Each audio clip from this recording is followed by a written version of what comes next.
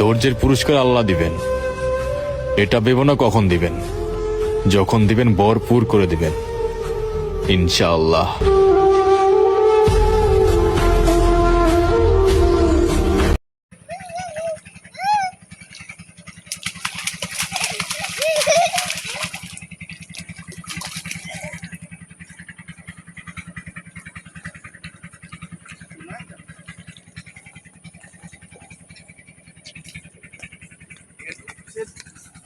ও মামা, আমি কাজ খাবো।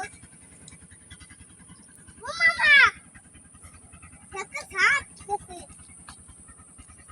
ওদিক থেকে একটু এক্সিট হচ্ছে।